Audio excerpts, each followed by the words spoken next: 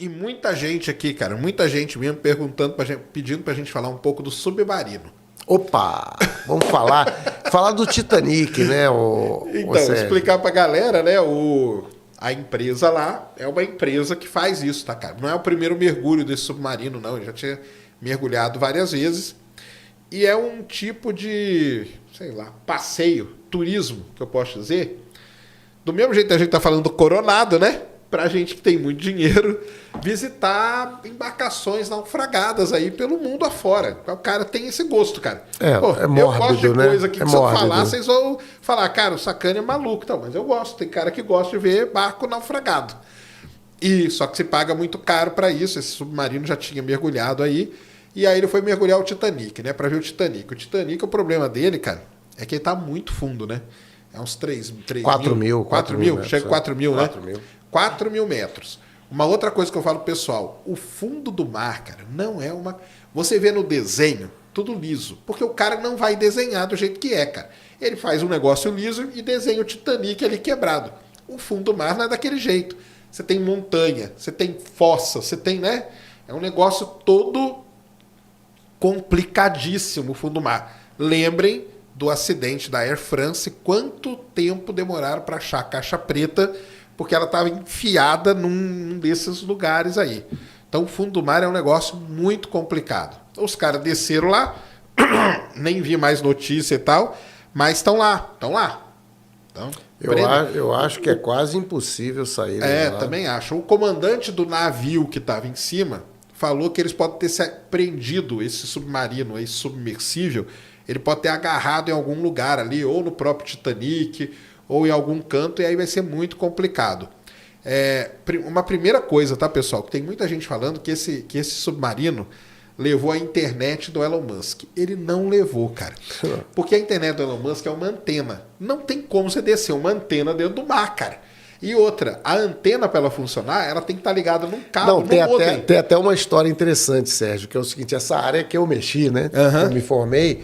Então, o que acontece é o seguinte, a comunicação de submarinos, ela é feita em baixíssima frequência. Então, o que acontece, gente? Não há propagação no mar, você não consegue propagar dados em grande volume. Então, o que acontece? Se você for ver, tem até umas antenas, se você for no Rio, acho que tem umas antenas enormes, assim, que são comunicação em baixa frequência, ou seja, são poucos dados, é aquela coisa assim, A, B, C, é um negócio bem lento. Então, como que era feita a comunicação? Alguns submarinos desses, eles têm um cabo que une ao cara e que ele pode fazer um tráfego de informação. Esse submarino, que é o Tethered, né, que a gente fala. Esse submarino específico não tem cabo. Não tem. Né? Então, na realidade, é bastante temerário, né? Eu estava até lendo que teve um cara teve lá um que desses aí lá. que não quis ir, porque quando ele ficou sabendo como que era feito o submarino e tal. É um negócio meio experimental e não sei o quê. E o pessoal tá até brincando, falando que o do Iberê é até melhor. Eu não duvido, não, porque o Iberê tomou todos os cuidados com o submarino dele. Aí eu falo, que era movido ao joystick e tal. O ser movido ao joystick não tem nada, cara, porque o cara meio que ele quis mostrar que a simplicidade que é aquele equipamento que ele fez. Não tem nem escotilha, porque os caras iam ver numa tela de computador também, né? Mas aí, como eu falei, cara, não vou entrar no mérito do gosto, porque gosto cada um gosta daquilo que gosta, entendeu? Agora, o problema é esse, né, cara? É você descer num negócio que não tem todas as especificações. E aí começa, já tô até imaginando, Sérgio, na hora que acharem, porque vão achar, né? Na hora que acharem o submarino, se ele estiver preso no Titanic, vai começar a maldição do Titanic. Maldição. Já arriscar aqui, meia dúzia que já escreveu. Esse navio é amaldiçoado. Ó, tá vendo? Esse navio é amaldiçoado. É isso mesmo, tem isso também. Então, assim, estão falando que amanhã parece que a França ela é muito desenvolvida em equipamentos para buscar coisas. Isso vem desde do Cousteau, né? Exatamente. Vem desde o Cousteau lá. E parece que amanhã a França está levando um equipamento específico dela lá para poder vasculhar, para ver se ele tá preso ou não tá, se tá, o que aconteceu. Uns dizem que ele já implodiu, entendeu? Não dá para saber, nada disso, temos que esperar. Então não tem muito o que falar. Mas os caras foram lá para quê? Para ver o Titanic, né? E o Titanic? Você gostaria de ver o Titanic assim? Olha, eu vou te dizer, eu sempre gostei dessa história, escrevi até um artigo sobre isso, Sérgio. Porque O Titanic, ele, por trás dele, tem muitas coisas estranhas, né? Inclusive, tem um livro que foi escrito alguns anos antes, né? Que descreve muito do que aconteceu com o Titanic, né? E algumas características do próprio naufrágio, né? Que todo mundo já conhece pelos filmes e tal, mas tem uma característica específica chamada o navio misterioso, o Mystery Ship. E aí eu fiz um levantamento, porque aquela história mexe com astronomia. Então, qual foi a minha curiosidade? Qual era o céu na hora que ele afundou? Quando eu fui ver o céu, qual não era a minha surpresa? Quando eu vi que Marte estava se pondo. E aí tinha uma lenda de que as pessoas lá, muitas, disseram, não, vamos aguardar aqui, não vamos para os escaleres, porque a gente está vendo um navio. Entendi. Esse era um navio misterioso. Como ele estava abaixo no horizonte, parecia o farol de um navio. Exato. A minha suspeita, uma das suspeitas, é que é o seguinte, é que eles depois diziam assim, ele foi se afastando da gente. O que é se afastando? Exatamente. Foi se pondo, né, cara? E aí depois até denunciaram, porque eles acharam que era do Califórnia. Então, tipo assim, foi o comandante do Califórnia que foi embora. E, na realidade, depois, quando a gente achou o Titanic bem afastado da posição que ele fez o distress signal lá, o aviso, né? Porque foi o primeiro SOS, né? Sim. E aí, o que acontece? Hoje a gente sabe que não pode ter sido Califórnia. Então, cara, será que foi algum outro navio que ninguém sabe quem foi? Então, eu escrevi até um artigo, tinha lá no meu site, sobre isso, mostrando o céu naquele momento. Qualquer um pode fazer, gente. Pega o Stellarium, coloca a data, a hora do navio e vê no céu o local e vê no céu exatamente como é que estava lá. Tá entendendo? Vocês vão ver as constelações, tudo direitinho. Então essa história do Titanic, ela é uma história fantástica. Com relação a esse submarino, do que eu vi até hoje, vi alguma coisa... Bom, eu sinceramente acho que foi bastante irresponsável. Até tem uma pessoa lá, que era um funcionário, que denunciou, por exemplo, coisas assim absurdas. Tipo, a escotilha, ela só era aprovada a 1.500 metros de profundidade, o cara ia a 4.000, pô. Então, só por fora também. No caso a gente sabe que não foi escotilha, porque, assim, supondo que esse bang-bang são os caras lá, na hora que arrebentou a escotilha, gente, ou alguma coisa assim, aquilo ali é instantâneo, não tem, ali a pressão é absurda. Então, o que acontece no final é que, infelizmente, parece que eles estão morrendo lá e eu não vejo como, ficaria muito surpreso que existisse tempo hábil, mesmo que se identificasse o navio, o objeto... Até chegar alguma coisa... É você chegar e como é que tu vai meter um... A não ser que eles tenham alguma coisa que meta um oxigênio ali, de repente, eu não sei. Mas acho que isso aí já vai ficar para a história. Realmente é uma situação complicada e tal.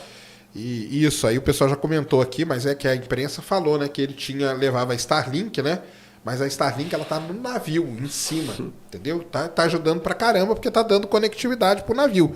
Se não fosse isso, não dava. Aí o pessoal perguntou aqui, não tem nenhum telescópio que dá pra ver o Titanic? Não dá, cara, porque 4.000 metros de profundidade, você não tem luz. O telescópio funciona com luz. O nosso objeto de estudo do astrônomo é a luz. E isso não adianta você mirar um telescópio lá. Isso que você mencionou é interessante, porque abaixo de 30 metros já é negro. Então é o seguinte, se você está a 100 metros, 200 metros de profundidade, 3.000 metros, 5.000 metros, ninguém enxerga absolutamente nada. E se vocês forem ver, interessante, você já viu aquele que eles mandam lá para baixo? Aquele holofote para ver 3 metros de distância, cara, é um holofote desses de estádio de futebol. Os ROV, então, que a gente chama. Eu já vi muito ROV, que eu trabalhei embarcado, e eu muitas vezes ia acompanhar o cara nos ROV ali, entendeu? Descendo e tal, porque às vezes prende uma coisa, às vezes tem peixe que prende na árvore de Natal, que você chega com esse ROV, com a garrinha dele, dá uma cutucada pro peixe sair e ir embora, entendeu? Podia descer um negócio desse? Poderia, mas aí são pouquíssimos que aguentam. O problema do Titanic é isso, galera. Ele profundidade é 4 quilômetros, cara. Então aguentar a pressão de 4 quilômetros não é... Esses ROV aí que a Petrobras tem funciona a 2.500, 2.800 no máximo, entendeu? De lâmina d'água. Não chega a 4 quilômetros. É pressão violentíssima, cara. É uma pressão violentíssima. Não é qualquer coisa que aguenta, né? Até que tem aquele negócio, não sei se você concorda, o pessoal fala, e aí tá tendo toda essa discussão agora. Por causa do...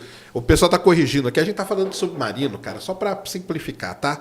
A gente sabe, é o submergível e tal, mas estão falando isso só para... O pessoal tá falando assim, aí, ó, e aquele negócio, né, do que...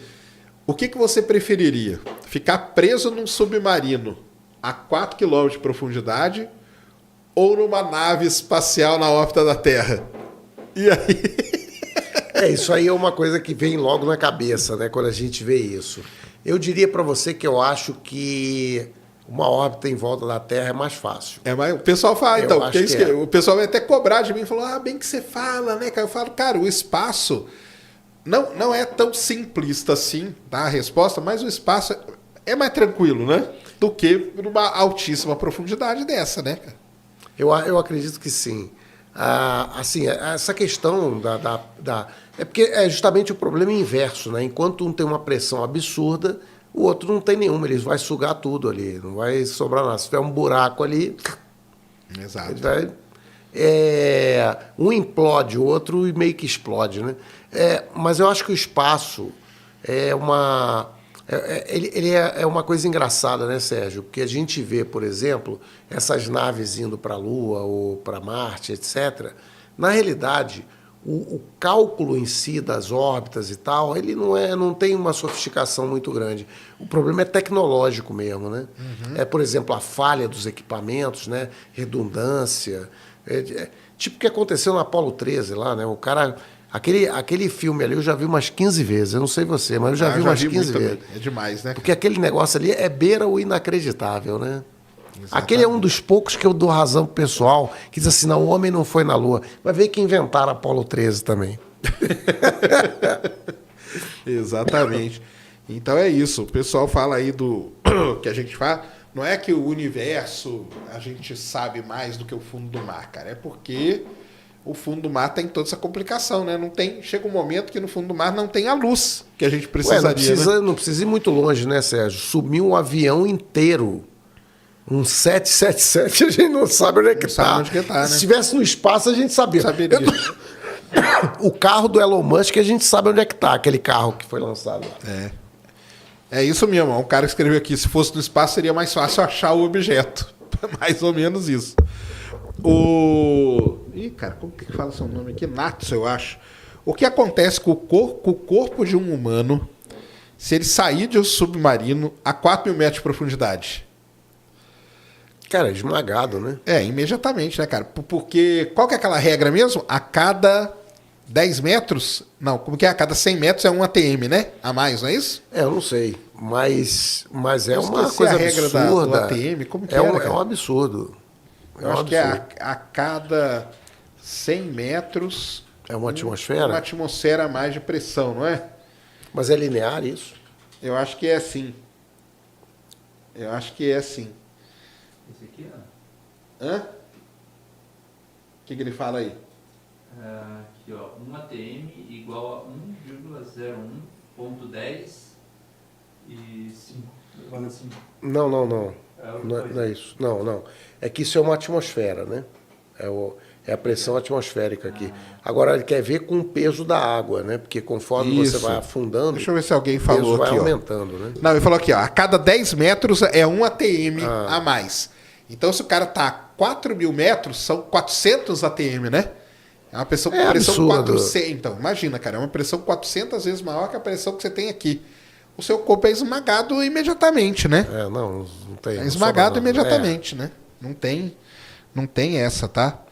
Então, assim, é bem complicado mesmo. E você que tá assistindo esse vídeo aqui no Talk Flow, dá pra você virar membro, cara, do Flow agora. É um botãozinho do lado do botão de se inscrever. A gente faz um programa semanal só pros membros. Olha! Então, fique esperto aí. Se quiser virar membro, tá bem aqui do lado, é mó merreca, custa menos de R$8, irmão.